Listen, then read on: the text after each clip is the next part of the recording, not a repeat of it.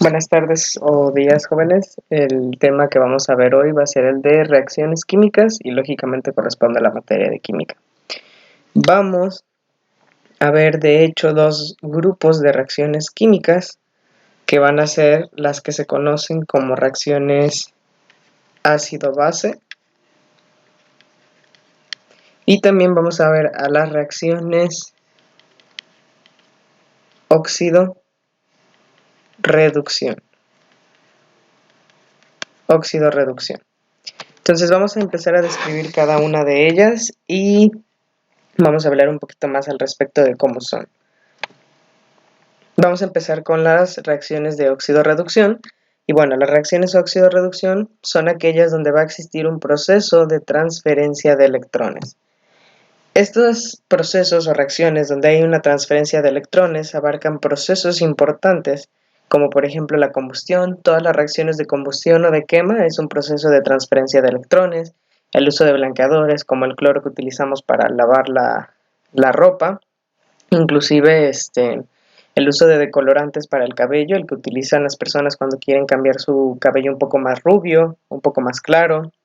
Y también de hecho pueden ser, me parece que la prueba del alcoholímetro también es una técnica que utiliza reacciones óxido-reducción para detectar la cantidad de alcohol.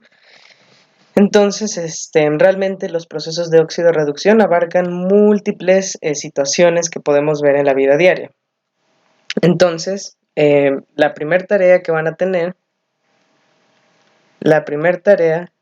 es buscar situaciones donde se lleven a cabo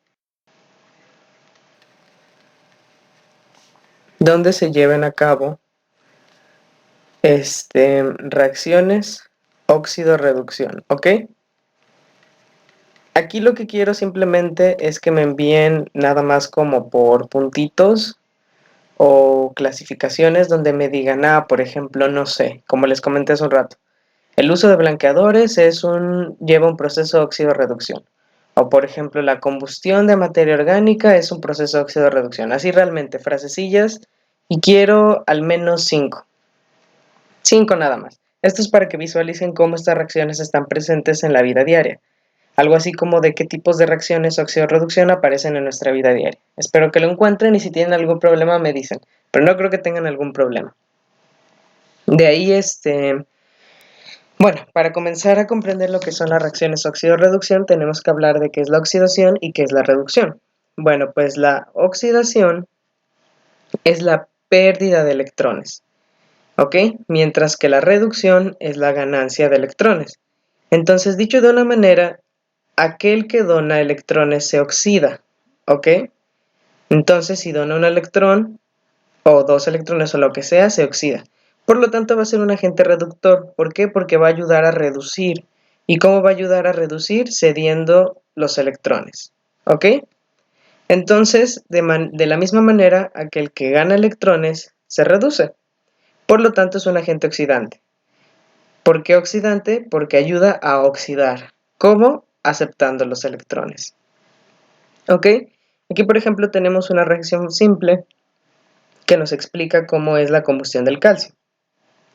Cuando el calcio se quema en presencia de oxígeno, obviamente, porque no hay combustión sin oxígeno, se forma óxido de calcio.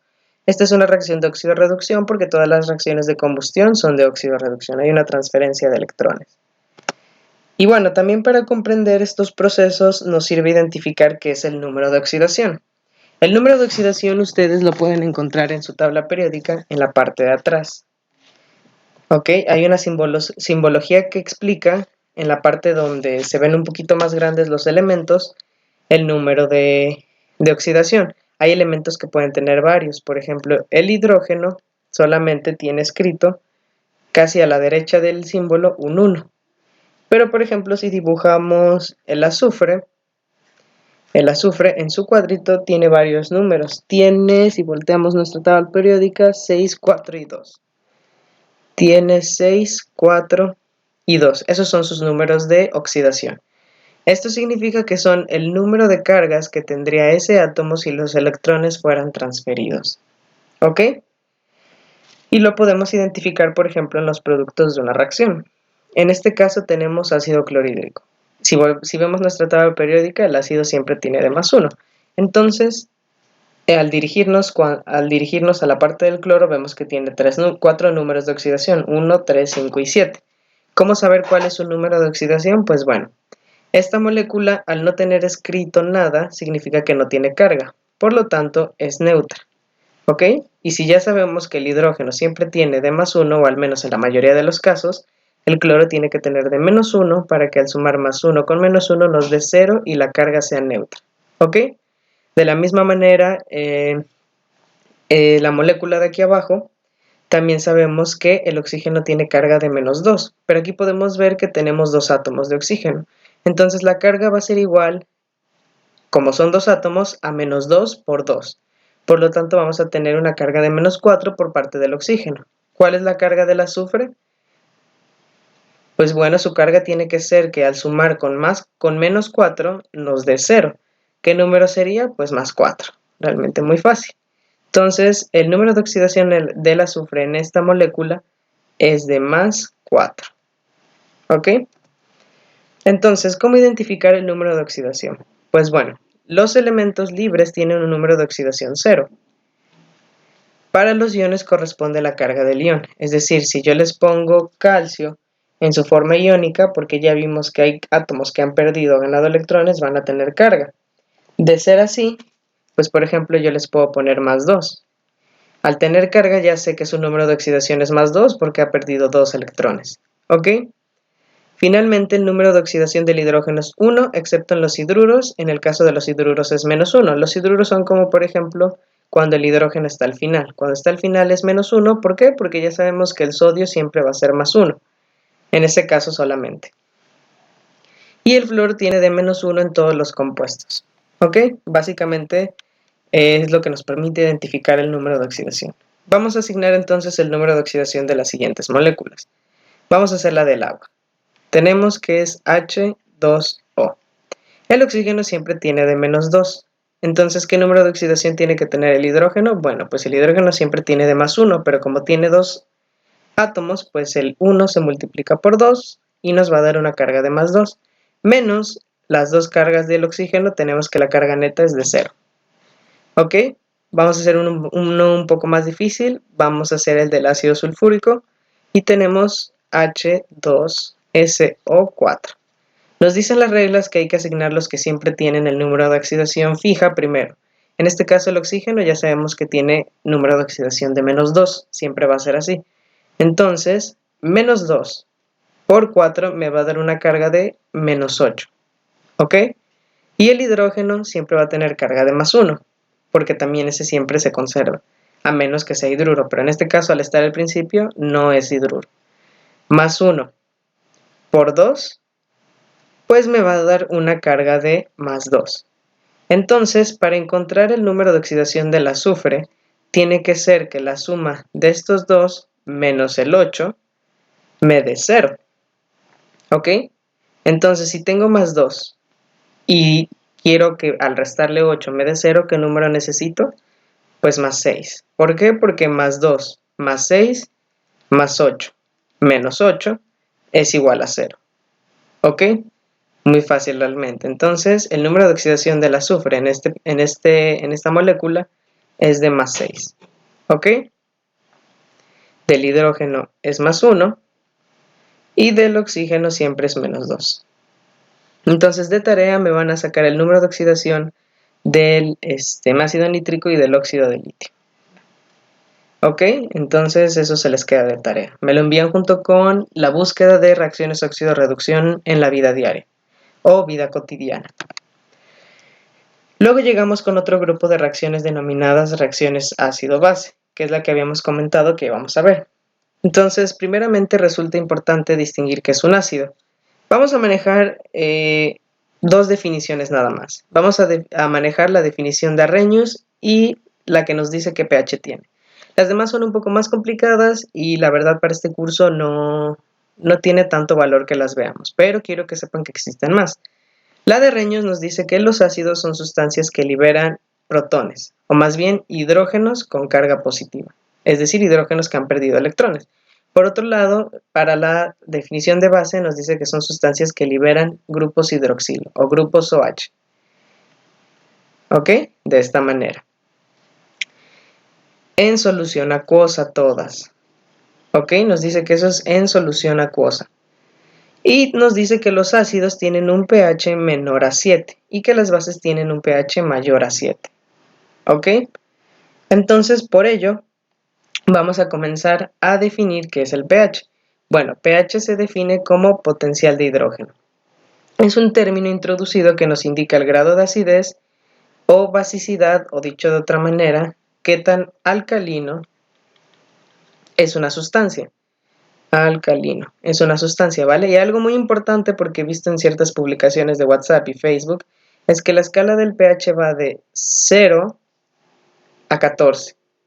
Nada más. No llega ni a 24, no llega ni a 32 y no pasa de allá. El pH va de 0 a 14 y los valores que correspondan del 7 hacia el 0 son ácidos y los que corresponden del 7 hacia el 14 son bases o alcalinos. Ok, vamos a ver un ejemplo aquí. Tenemos que en acidez, en la escala del pH 1 al ácido estomacal, nos quiere decir que es un ácido muy potente. En realidad el ácido del estómago es ácido clorhídrico, es un ácido fuerte. Y está en la escala del pH en 1, por lo cual es muy ácido. Como vemos, el café también es un poco ácido, está en la escala de 5. Y por ejemplo, el agua está en escala de 7. Aunque esto es muy relativo porque el agua es solamente en 7 cuando ha sido destilada.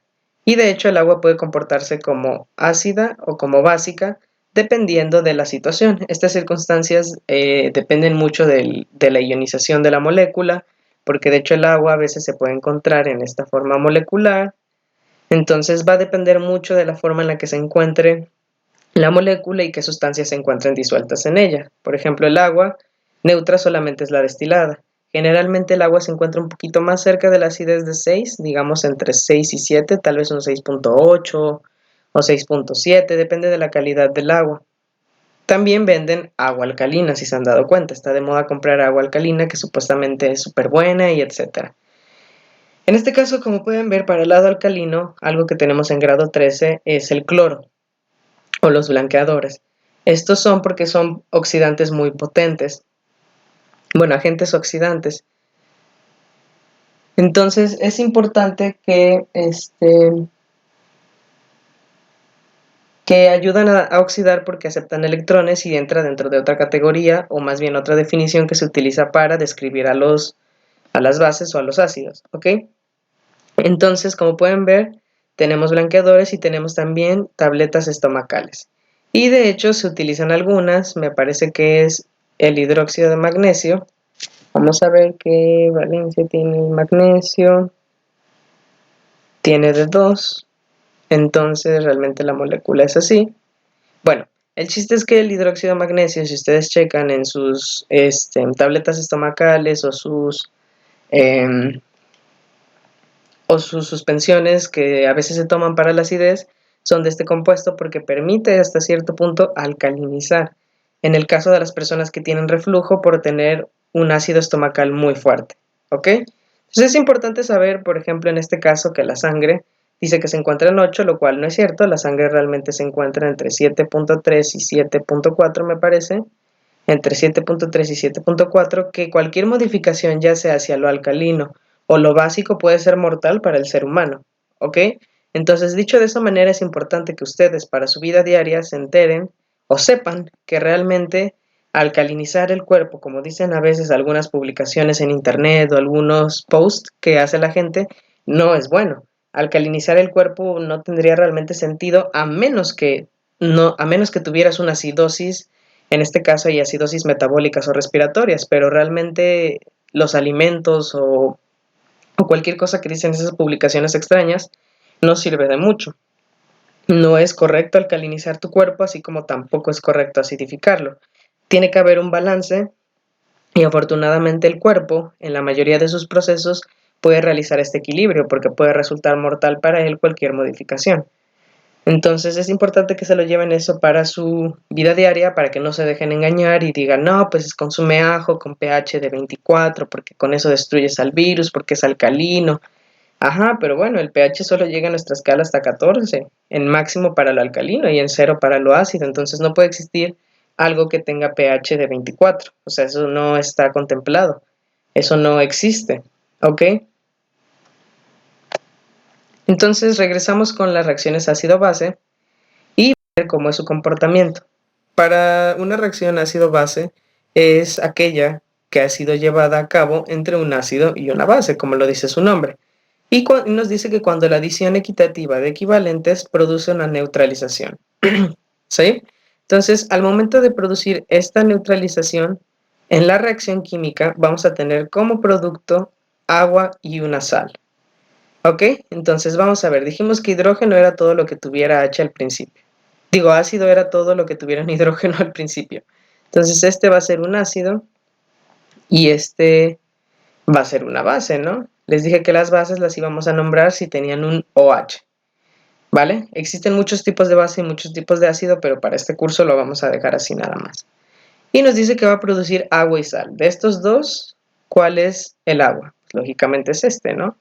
Entonces el otro tiene que ser la sal. Y las sales ya las habíamos visto, los vimos en el tema de compuestos, iónicos. Cuando vimos compuestos iónicos, vimos un ejemplo de cuáles eran las sales. En general, casi todos los compuestos iónicos, o al menos los que les enseñé, eran sales, por la finalidad del curso y por el tema, etc. ¿Ok? Entonces, ya sabemos que una reacción ácido con una base nos va a dar una sal más agua. ¿Ok? Siempre va a ser así. En este caso, el ácido clorhídrico reacciona con hidróxido de sodio y nos produce cloruro de sodio más agua. Entonces, ya para terminar, vamos a hacer algunas de estas y se van a llevar unas de tarea. Y bueno, la primera ya la sabemos, ácido clorhídrico reacciona con hidróxido de sodio, nos va a formar una sal, nos va a formar cloruro de sodio más agua. ¿Ok? Ahora vamos a hacer, por ejemplo, la segunda. Nos dice que dos moléculas de ácido clorhídrico reaccionan con hidróxido de bario. Entonces nos tiene que dar una sal más agua. Ya sabemos que agua siempre nos tiene que dar. Entonces solo nos falta descubrir la sal. En este caso, por ejemplo, si vemos, el sodio se juntó con el cloro. ¿Por qué? Porque este es positivo y este es negativo y dijimos que se iban a formar sales o compuestos iónicos. Entonces aquí el bario, ¿con quién se va a juntar? Pues también con el cloro. ¿Y qué nos va a producir? Cloruro de bario. ¿Y cómo se formó el cloruro de bario? Bueno, pues si nosotros vamos a juntar el bario y vemos su número de oxidación, tiene más 2. Y en este caso para las sales el cloro siempre tiene de menos 1, a pesar de que el cloro tiene varios. Entonces, habíamos dicho que siempre vamos, en el caso de que tengamos una molécula neutra, vamos a hacer que la suma de sus cargas sea también igual a 0. En el caso del bario vemos que tiene más 2. Y en el cloro de menos 1. Necesitaríamos otro cloro para que al multiplicarlo nos diera carga de menos 2. ¿Ok? Necesitaríamos un 2 acá, ¿verdad? Entonces, ahora la suma de cargas netas sería de más 2 menos 2 del cloro, porque ya tenemos dos átomos, y sería igual a 0, quedando la molécula como cloruro de bario y el 2 en el cloro.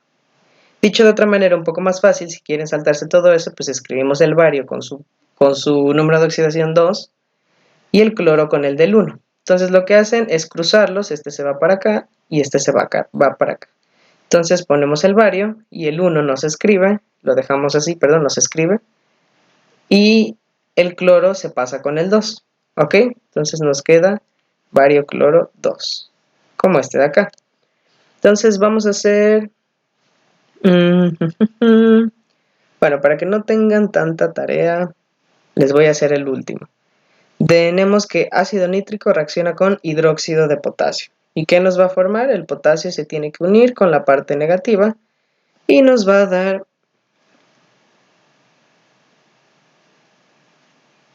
nitrito de potasio, ¿ok? Más, ¿qué habíamos dicho? Agua. ¿Ok? Realmente es muy sencillo. Aquí se forma la sal y se forma el agua, ¿vale? Entonces esta es la forma en la que se obtienen los reactivos de una reacción ácido-base. Ustedes me van a hacer la tercera y la cuarta. Ya saben que cualquier duda que ustedes tengan me pueden preguntar a mi WhatsApp y resolvemos las dudas juntos. No me gusta dejarles mucha tarea, en realidad no es mi objetivo, pero bueno, como no hay clases, necesito que tengan un poco de ejercicios para que yo pueda ver cómo van avanzando y y bueno, ver realmente que ustedes entiendan un poco los temas porque estamos próximos a su examen y es importante seguir avanzando. El tema de química ya casi lo terminamos.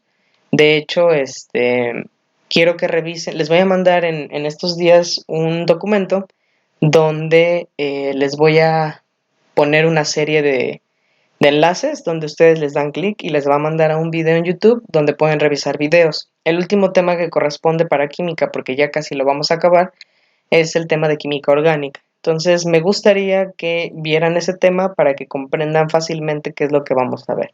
Realmente no hay tanto que explicar, el video lo resume bastante bien y les va a servir para su examen. Entonces ya saben, cualquier cosa, pues simplemente me hablan y y lo solucionamos, ¿ok? Entonces que tengan bonita tarde, hasta pronto.